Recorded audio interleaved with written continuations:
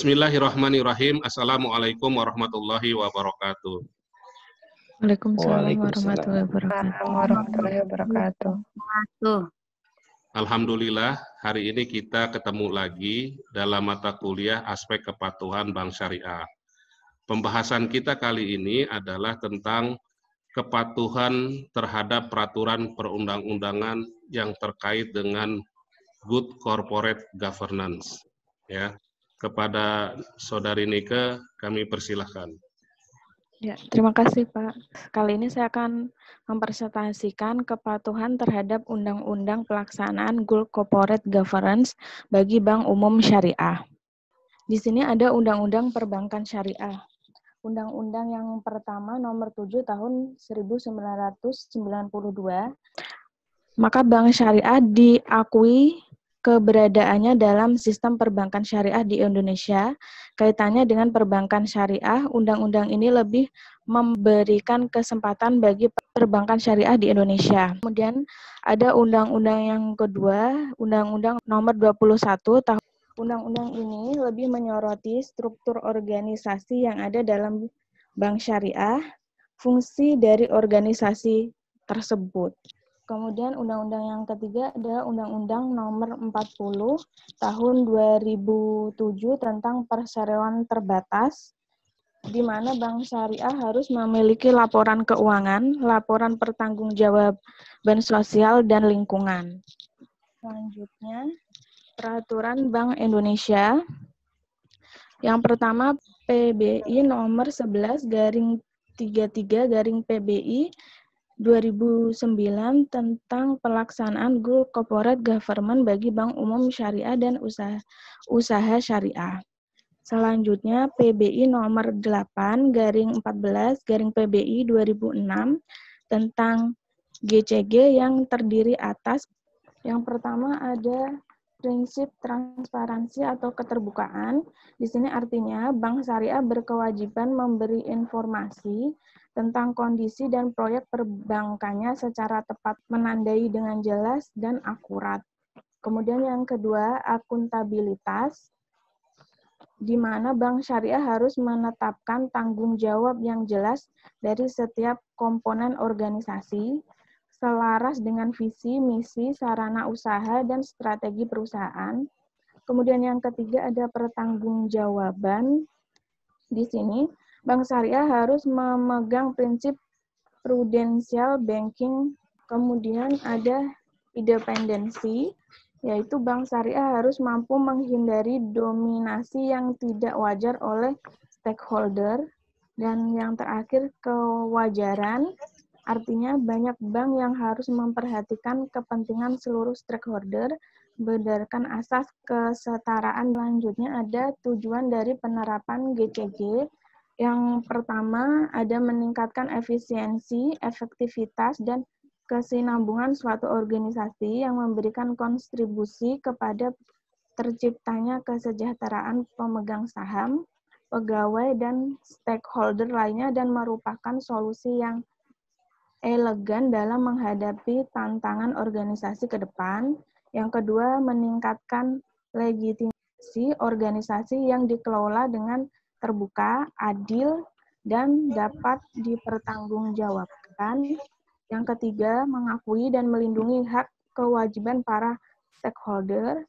Yang keempat, pendekatan yang terpadu berdasarkan kaidah-kaidah demokrasi, pengelolaan, dan partisipasi organisasi secara legitimasi. Yang kelima, mengendalikan konflik kepentingan yang mungkin timbul antara pihak prinsip dengan agen. Yang keenam, menimbulkan biaya modal dengan memberikan sinyal positif untuk para penyedia modal, meningkatkan nilai perusahaan yang dihasilkan dari biaya modal yang lebih rendah, meningkatkan kinerja keuangan dan persepsi yang lebih baik dari para stakeholder atas kinerja perusahaan di masa depan. Cukup sekian presentasi dari saya. Sebetulnya esensi daripada diskusi kita pada hari ini yang tadi dipresentasikan oleh Saudara Nike itu adalah terkait dengan peraturan perundang-undangan yang secara langsung maupun secara tidak langsung mengatur tentang pelaksanaan GCG atau Good Corporate Governance pada bank syariah, ya. Nah, di sini undang-undang yang secara langsung mengatur tentang penerapan Good Corporate Governance pada bank syariah itu ada pada Undang-Undang Nomor 21 Tahun 2008 tentang perbankan syariah, yaitu pada pasal 30 dan pasal 31. Nah, pasal 30 ayat 1 menjelaskan bahwa calon Dewan Komisaris dan calon direksi wajib lulus uji kemampuan dan kepatutan yang dilakukan oleh Bank Indonesia. Nah, kalau sekarang kan bukan Bank Indonesia lagi, tapi OJK, ya, karena kan sudah ada Undang-Undang Nomor 21 Tahun 2011 tentang OJK, di mana kewenangan perbankan nasional itu kan di bawah OJK. Gitu. Kok masih Bank Indonesia? Ya, karena Undang-Undang Nomor 21 ini kan dikeluarkan pada tahun 2008, ya. Nah, memang udah seharusnya nanti direvisi nih undang-undang ini. Jadi udah bukan lagi BI sebetulnya, tapi OJK. Ya.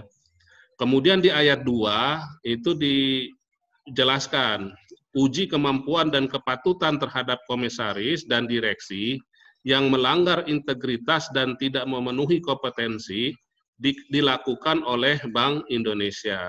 Itu. Masih di pasal 30 ayat 3 itu dijelaskan lagi bahwa komisaris dan direksi yang tidak lulus uji kemampuan dan kepatutan wajib melepaskan jabatannya. Kemudian lagi di ayat 4, ketentuan lebih lanjut mengenai uji kemampuan dan kepatutan sebagaimana dimaksud pada ayat 1 dan ayat 2 diatur dengan peraturan Bank Indonesia. Selain terdapat pada Undang-Undang Nomor 21 Tahun 2008, ya, Good Corporate Governance Bank Syariah itu juga diatur dalam Peraturan Bank Indonesia Nomor 11/33/PBI/2009 tentang pelaksanaan Good Corporate Governance bagi Bank Umum Syariah dan unit usaha syariah. Nah, di dalam Peraturan Nomor 11 ini ditemukan dalam pasal 2 dan pasal 3, ya. Pasal 2 ayat 1, bank wajib melaksanakan Good Corporate Governance dalam setiap kegiatan usahanya pada seluruh tingkatan atau jenjang organisasi. Ya. Kemudian yang ayat 2-nya, pelaksanaan Good Corporate Governance sebagaimana dimaksud pada ayat 1 bagi Bank Umum Syariah paling kurang harus diwujudkan dalam pelaksanaan tugas dan tanggung jawab Dewan Komisaris dan Direksi. Ya. Kemudian Peraturan BI Nomor 11 ini itu sudah direvisi dengan POJK Nomor 55 Tahun 2016 tentang penerapan GCG bagi Bank Umum.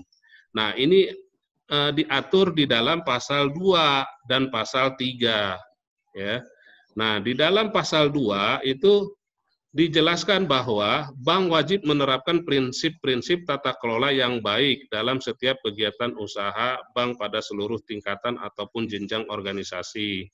Nah, ini sebetulnya sama saja, ya, peraturan BI sebelumnya dengan peraturan OJK yang sekarang. Itu ada tambahan penerapan manajemen risiko dan rencana strategisnya, gitu.